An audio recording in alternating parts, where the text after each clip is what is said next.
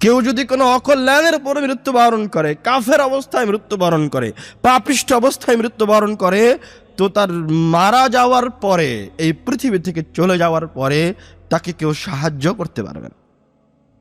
পৃথিবীর কোনো মানুষ, পৃথিবীর কোনো শক্তি, এমনকি রব্বুল আলামিনও তাকে সাহায্য করবে না যে কাফের অবস্থায় মারা গেছে।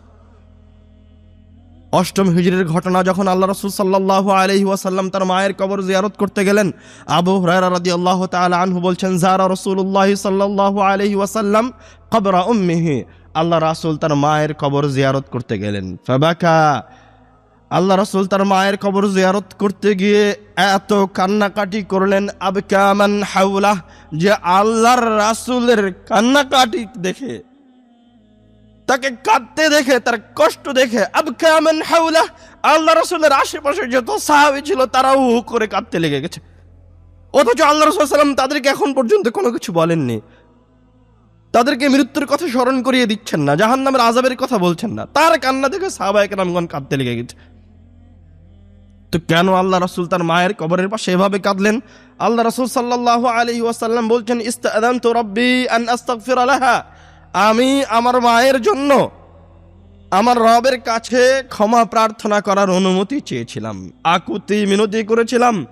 আপনি একবার চিন্তা করেন, সর্বশ্রেষ্ঠ মানুষ, সর্বশ্রেষ্ঠ মানুষ, সবচেয়ে ক্ষমতার অধিকারী মানুষ, সবচেয়ে নেককার মানুষ, নবী রাসূলদের সর্দার, সকলের সর্দার, যার মতো বান্দা রব্বুল আলামিন, যার মতো সৃষ্টি রব্বুল আলামিন দ্বিতীয় কোনো সৃষ্টি রাখেননি, উনি তার মায়ের জন্য ক্ষমা চাওয়ার অনুমতি চাইলেন তার রবের কাছে, যে রব তাকে সবচেয়ে বেশি ভালোবাসে। ফালাম ইয়াযান লি, আল্লাহ রাসূল বলছেন, আমার রব আমাকে আমার মায়ের জন্য ক্ষমা চাওয়ার অনুমতি দিলেন না।